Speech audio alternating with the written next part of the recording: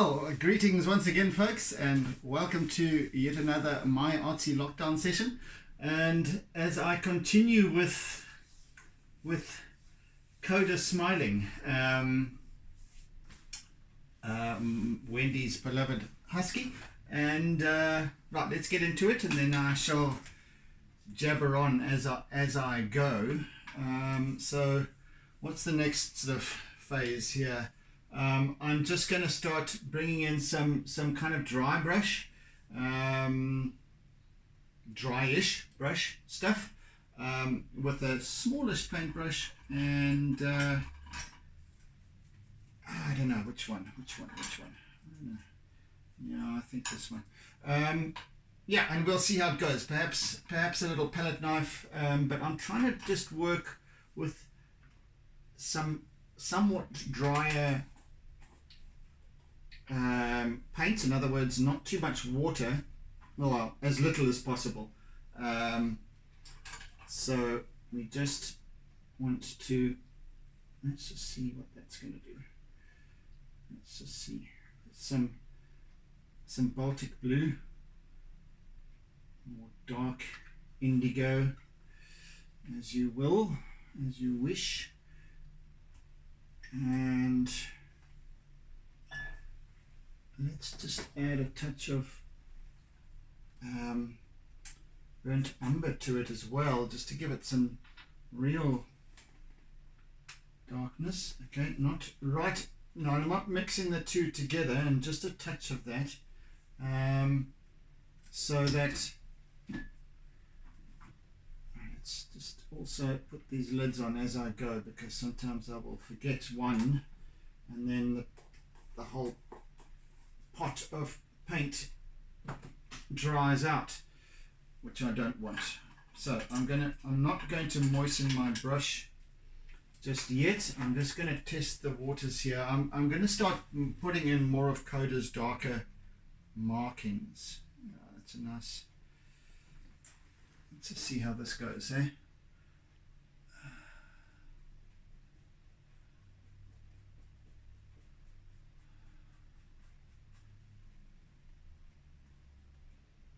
And this obviously dries, I think, for the, I don't want to go dark. So there is in fact, even afterwards, I'm going to be adding I'm just going to do the sides while I'm at it as well, to a degree.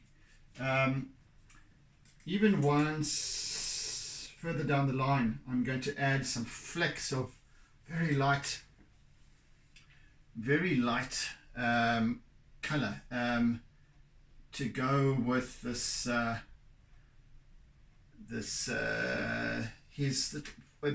a lot of, he's got a lot of white and long fur, so it kind of also it goes into his dark as well. So being quite shaggy in his fur is Koda. I need to work with that. So let's just bring in some of the darks down here as well, and then we'll work with some lights as well, and see how it goes. As I've mentioned previously, oopsie, this is now stuck to this is why I didn't do the underside of this canvas. Yeah, as I mentioned previously, this is all about playing. You need to have fun with these things. This is the wrong brush. Sorry, I'm just going to stick that in water for now and dry it out. Let's just see if this one might do. I need something that's more bristly, sort of almost uneven. And this old paintbrush of mine, well, it did belong to my dad, as is this apron, by the way, that I've found. I don't know if he ever used it. Looks like completely brand new, starched white canvas. Anyway, I thought I'd wear that for the hell of it. as opposed to my normal mini apron, mini car apron that is. So yes, just having fun, building up little by little as I go. Yeah, this really is about just having a good time, allowing these colors to, as I work, so these colors, so this is why the reason for the dry brush strokes, because actually let me just try this other brush as well and see if that might be, it's actually almost ruined this brush. I don't know why I left it. This is the importance of the importance of remembering to wash your, nah, that doesn't work. Wash your brushes, because if they get paint in them and you forget, then she's a problem, because then it dries out and there's no way that you can unstick them. So as I work here, I suppose you could maybe with oil paints it's different. I don't know. I don't work much with oil paints at all. So as I'm working here with this dry brush scenario, I'm able to kind of just apply the paint, and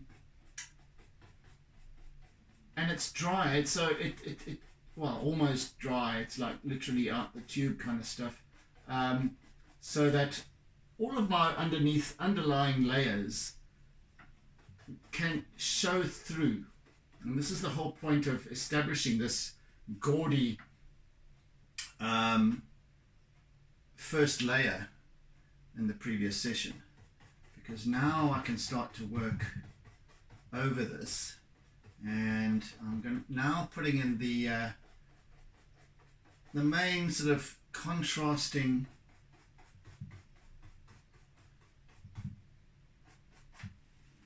markings that Koda has. So I'll just work with these two for now.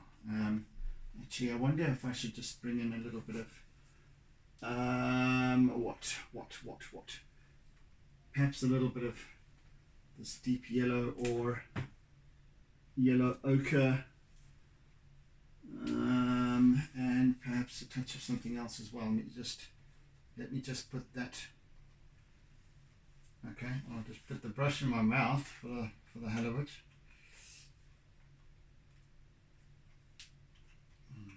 Dry. Put a spot there of that. Let's see what I can.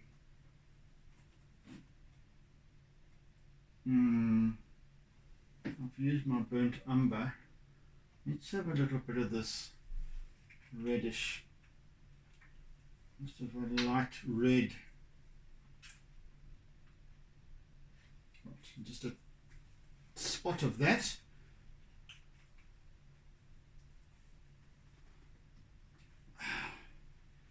And I don't want to, let me just continue with this for a while, because I don't want to, I have to wash the brush, and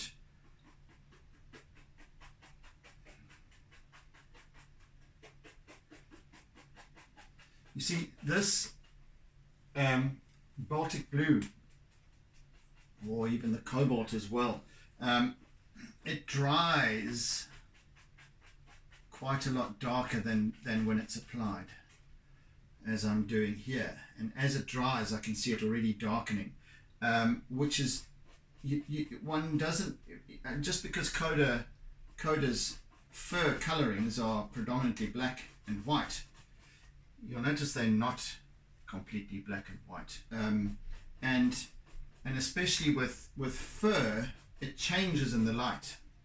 Coloring changes, so you don't get that deep glossy black all the time. So if I was to apply black to this artwork, then I end up with a dead spot. I end up with a black hole, which I don't want. I don't want it these areas to recede completely because they're not completely black. So I add in a little bit of burnt umber into the blues to darken the blues a bit and muddy them a little bit. Right now I'm just working with edges and markings. So here I don't want to use black. There's always a temptation to paint what you see, and that's the wrong approach. It really is. Paint what I feel.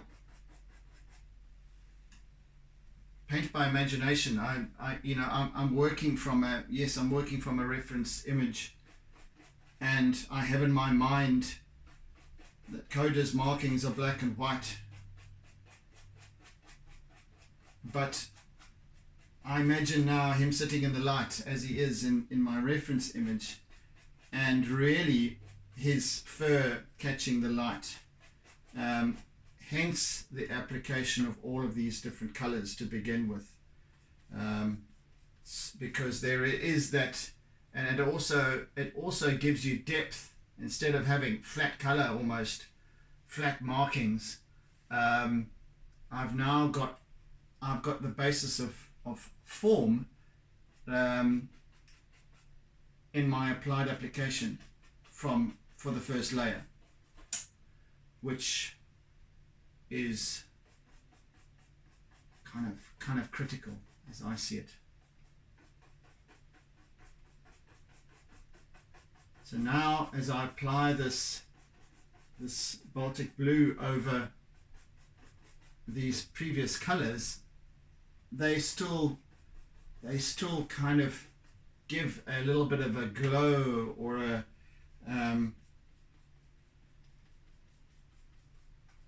an effect of deepening of color, a richness of color rather than contrast. That's what I'm looking for. And now there's certain spots. There are certain spots, and I shall go over again in another layer, where there's a sheen, where his black fur catches the light and that shines, so it's sort of a silvery blue.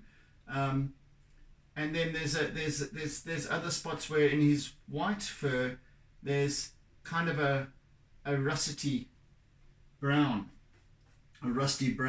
also given the light, given the fact that he's a naughty boy and plays in the dirt and what have you. So this all needs to come into play when energizing an artwork, when working with it and giving it substance and giving it form. Got to feel the subject.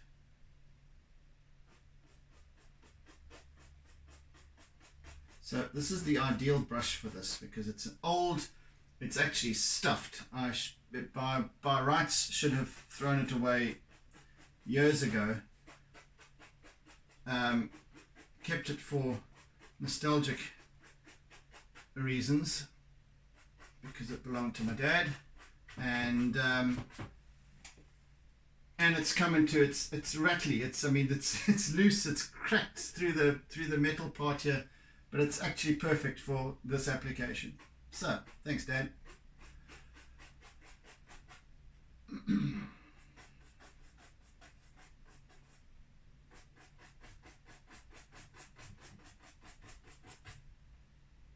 I'm even going to be using my I need to bring in a little bit of sparkle and gaiety into this piece.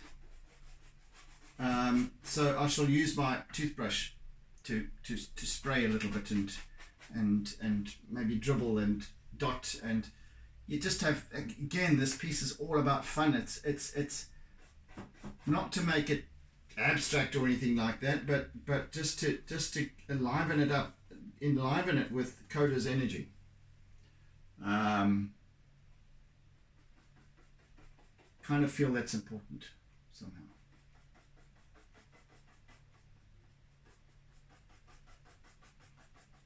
So these little brush strokes, and I wish you could see up close, but I don't have that function yet where I've got a cameraman to film me and to zoom in closest into what I'm doing, you know. So yeah, more reason to like, share, comment, and help me to grow my YouTube channel to the point where that becomes a thing. So I really appreciate that when you do like, share, comment, and if you're watching, you know, just give it a like, and you know, if you don't want to comment, at least just give it a like. Hit the little like button. It's a little thumb. It always helps for me to gain traction. Every single like counts. As I said, I have lost a lot of traction along the way here, given that I have been absent from my channel for some time, and yeah, I need to get that going again. Where is this cloth that I always have? Goodness me, it seems to have disappeared. I can wipe this down. Okay, never mind. The hell with that. I'm loath to even wipe it on my lovely freshly starched apron. Right, anyway, let's just bring in a little bit of dry brush red and a little bit of yellow ochre as well to make it slightly more orangey. Let's just bring it.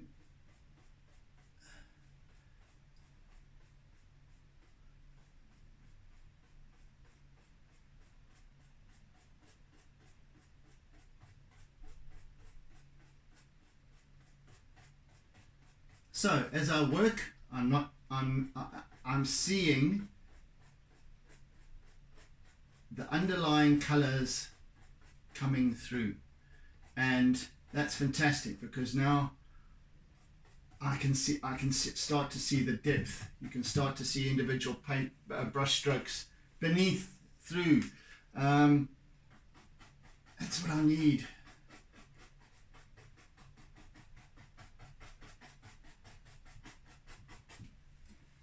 So things are slowing down here now with this piece, and yeah, becoming a little bit more time consuming, but that's okay.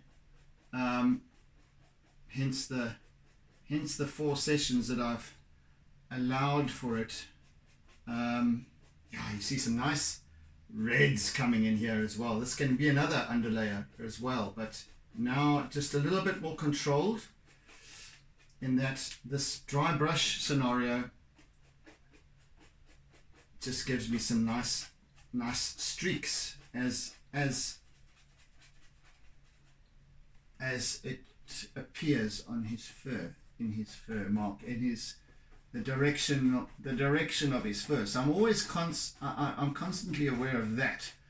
What's the direction of his fur? Over here it's going off, down to the side here, and then it kind of lays down this way here. Around his ears it kind of fans up and around. So a lovely subject to work with.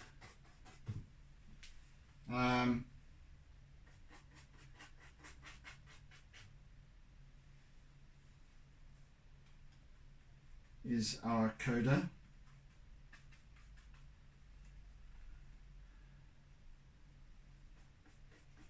A little bit more lighter with this yellow ochre.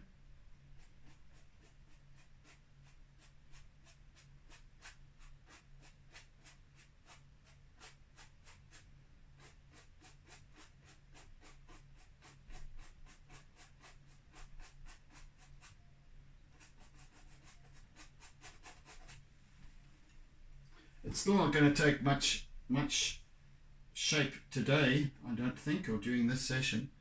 See how it goes, but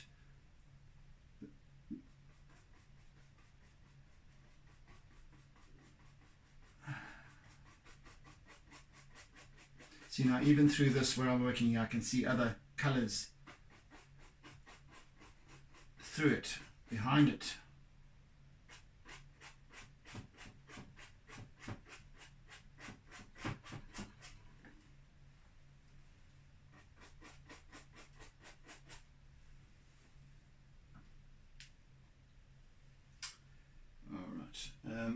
I think what I need to do now is just wet that brush again.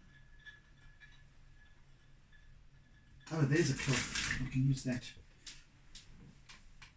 Oh, thank goodness. It's a little towel. Right, now I can wipe this brush down properly and allow it to dry a little bit. I'm going to bring in some lighter colours now. And I'm going to mix those in this other palette over here.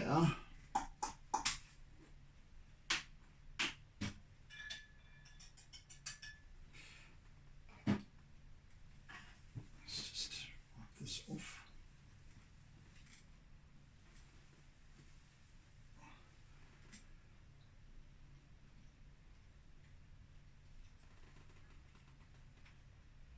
This palette being a bottom of a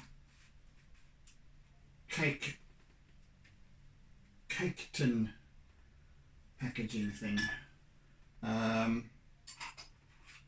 Yeah, so you use whatever you can, whatever floats your boat, whatever tools you feel like using. Doesn't have to be paintbrushes, it can be twigs, it can be sponges, it can be bubble wrap, it can be anything that you choose to use that gives you the effect that you're looking for.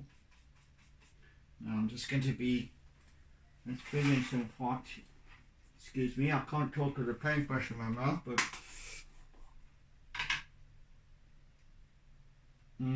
okay.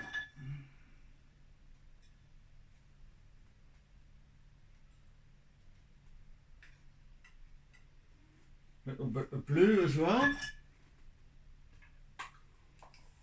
So the sky blue.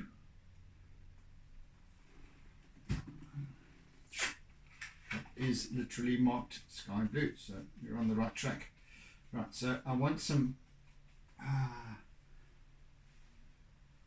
so let's go with some ultramarine, I think, here as well. Just a touch of that.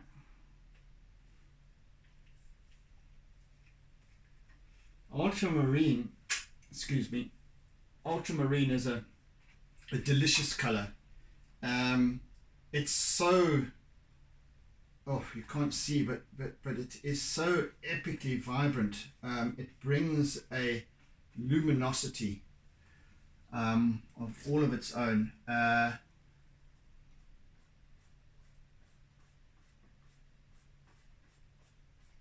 Made originally from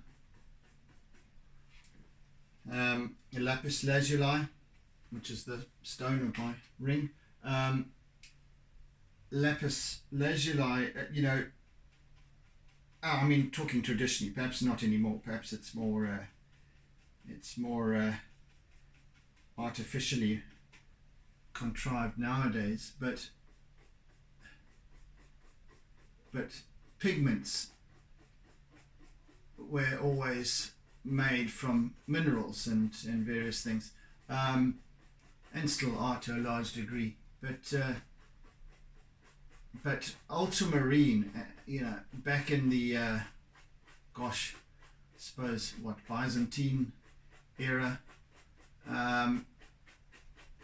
was a hugely popular but a very expensive paint, very popular with artists who went through many a blue era, a blue phase in their development.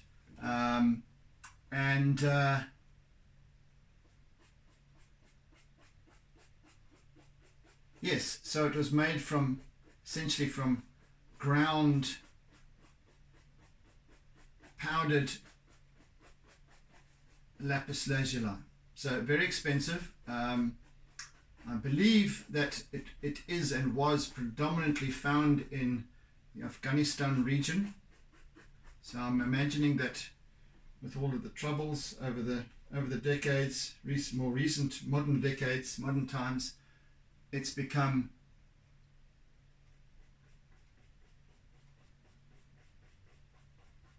a little bit more difficult to come by.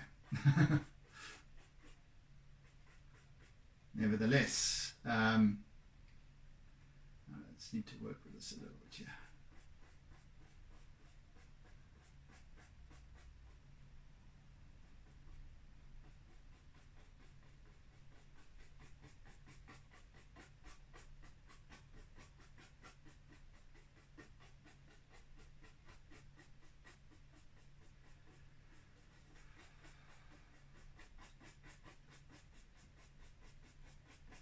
Yes, but I can see why it was so popular, because it brings this wonderful radiant blue, very powerful, almost electric blue.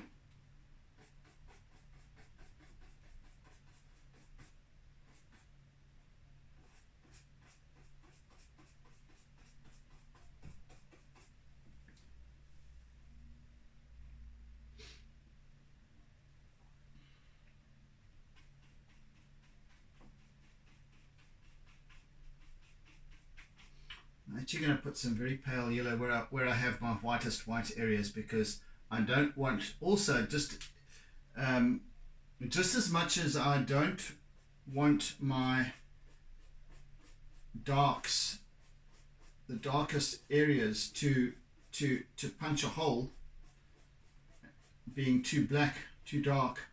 My white areas I don't want to blow out either, just as much as, like in a photographic image, overexposure, you just get a big white flare, and I don't want that to happen as well, because obviously that is the case with the reference image. However, reference images are just that, for reference and reference only. I'm not copying, I'm not wanting to copy what I see. I'm painting what I feel rather than what I see, than copying what I see. So yes, very, very important distinction.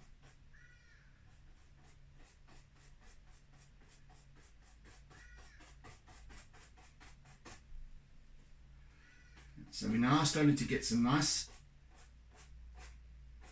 form going here in his fur.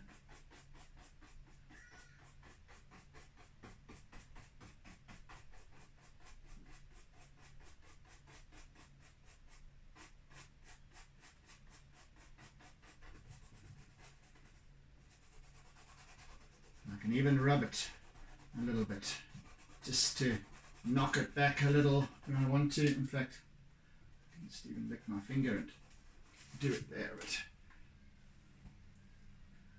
So now hopefully what I'm going to end up with is a wonderfully rich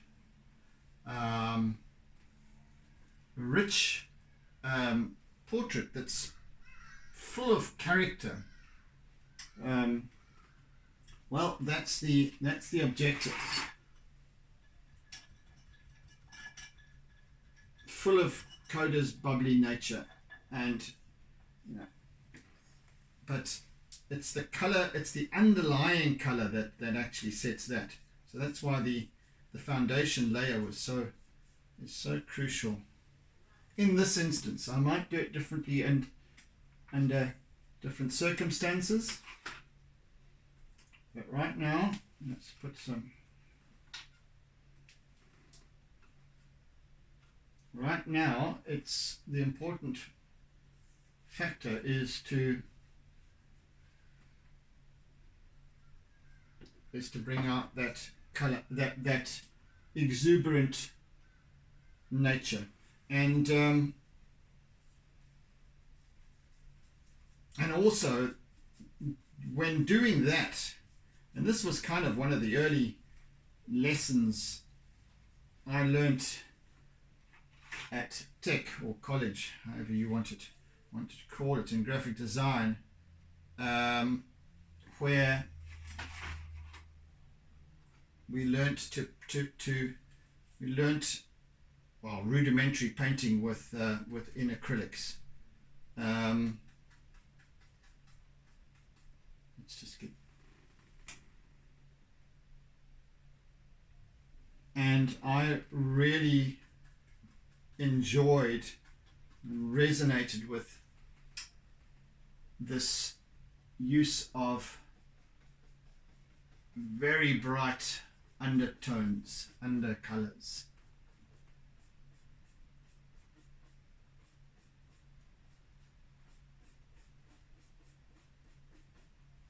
So that's what I'm doing here, getting that going.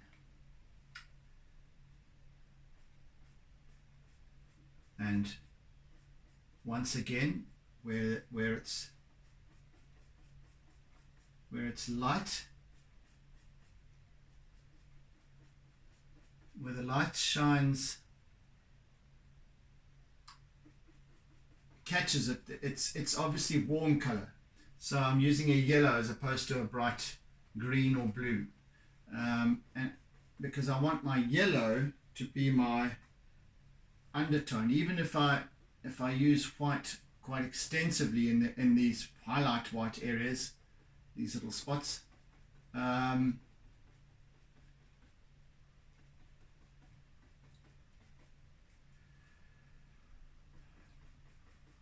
that's still going to be the basis of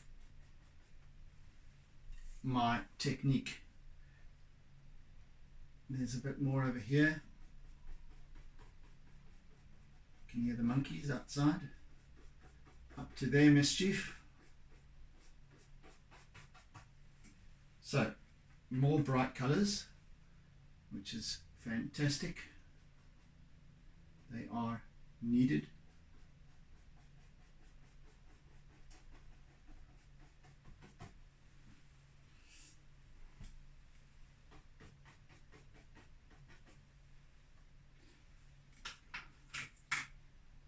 So once again, this piece takes on a gaudy, a rather more gaudy appearance, but it's still coming together all the same. It's coming together quite nicely. It's starting to slowly build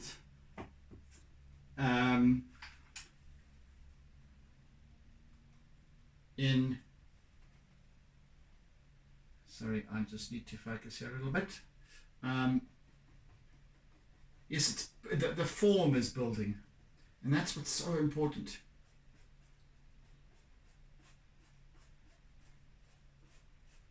The building of form.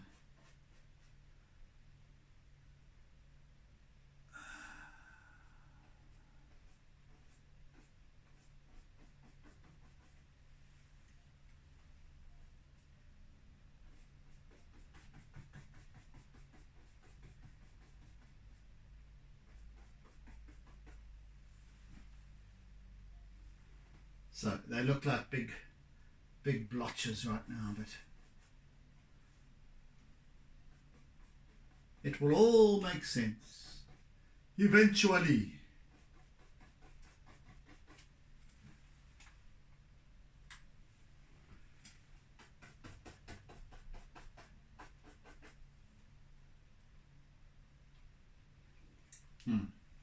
Let's get, nope, not you, you.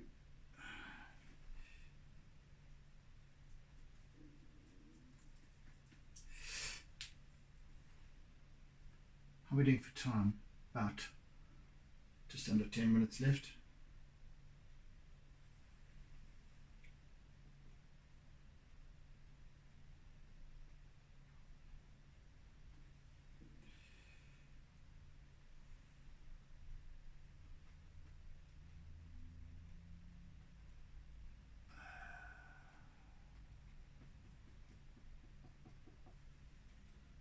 Nice thing about either dry brush or very, very watered down color. You can use either or. And in fact, I probably shall be using some watered down color, because there you can wash over it. Whereas here with the dry brush, I'm getting slightly more detail. Whereas with a very diluted paint, I can then get a nice wash, giving me a broad, broad expense. And I'll use my, I'll show you next time. So I'll use my SpongeBob Junior tool to apply that in terms of contrast. We'll see how that goes, eh? So I'm quite looking forward to getting that going.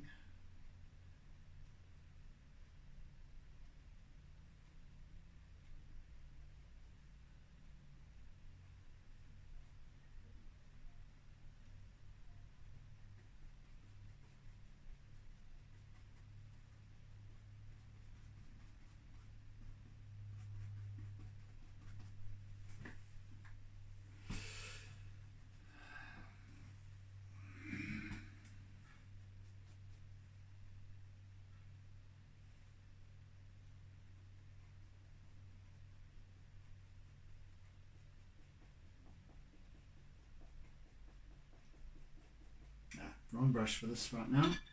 Let's just continue with this one.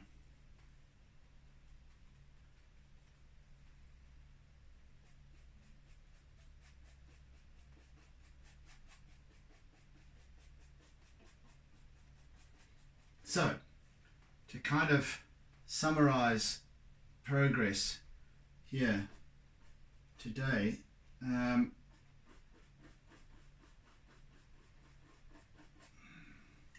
this has really been about, excuse me, I can't talk.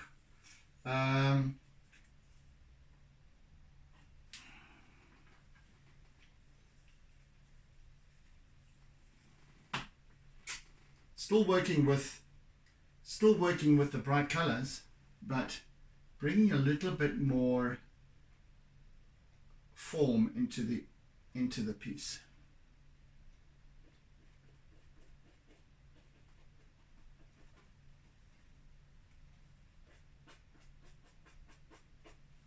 Another thing I wanted to do quickly was just to bring in some of the pink of his tongue. And let's just use this a little. Now I wonder which I should use.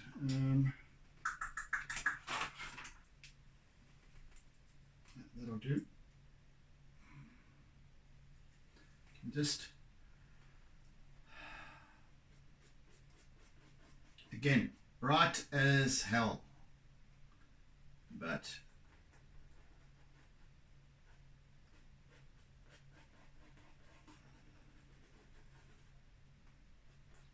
and even in his nose a little bit here, there's a bit of this pink which this kind of magenta I can play with.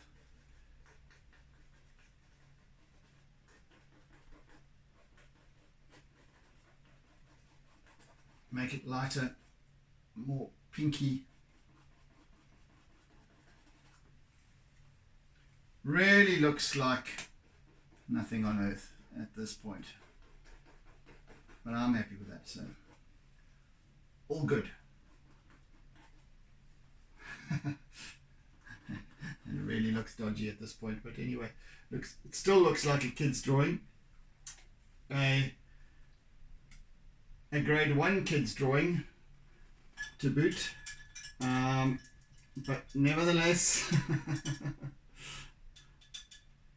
going back to my roots, this is how I used to draw paint as a child. Having fun, that's what it's all about. Let's just get this.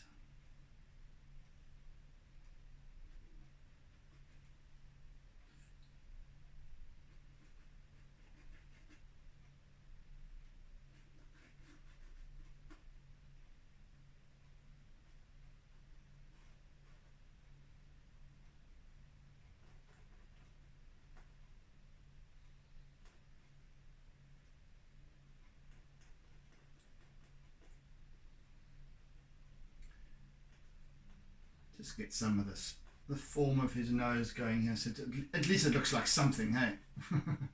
Like I've done some work today. Something that looks a bit like I'm actually, no, I know what I'm doing. I don't know what I'm doing, incidentally, but anyway, just to give the idea.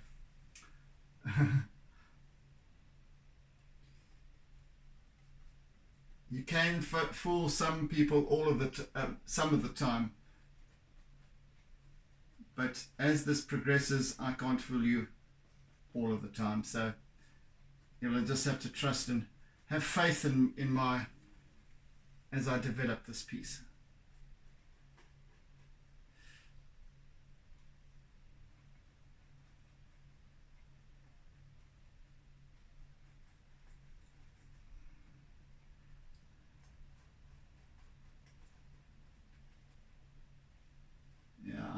I'm really liking this deep Baltic blue. It's just the perfect thing for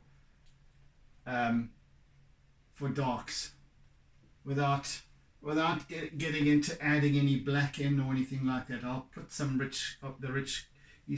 Koda's got hazel colored eyes, dark, well, very light yellowy brown, especially in the light, rather than the usual sort of bright blue, icy blue, Arctic blue of huskies that we normally assume their eye color to be, or that mixed blue green or whatever it is. So yes, just bring in that a little bit. There we go. So that'll give some idea that I'm on the right track. Yeah, actually this has got a nice little cheap nasty brush to use, but it just gives has a nice feel to it as well.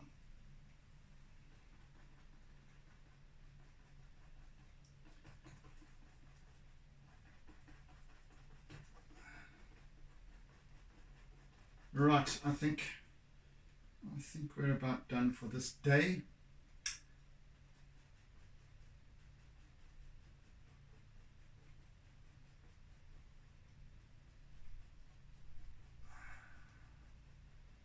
Yeah, this is going to take some time to develop this, and just allow it to just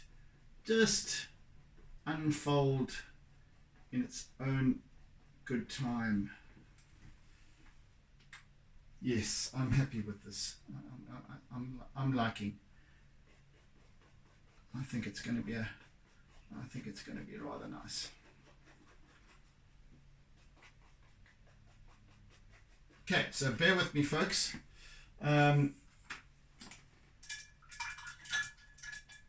I think I'm done for this session. Yeah, it's coming together slowly now, but it is nevertheless. So I hope you've enjoyed, and if you're new to the channel, please subscribe, and all of you like and share and comment by all means, not just for the sake of algorithms, but if you have any queries about my work, about what I'm doing here, for example, about commissions or anything else, then just hit me up with a comment. I'm more than happy to answer anything that you may ask, and if I don't know the answer, I shall find out for you. So yes, anyway, I bid you oodles and oodles of toodles until tomorrow, and I hope that you be kind, be gentle, be caring, be loving, etc., etc. And catch you again on the flip side, guys. So take it easy and take care. Have a fantastic day further. Cheerio. And don't forget to doodle.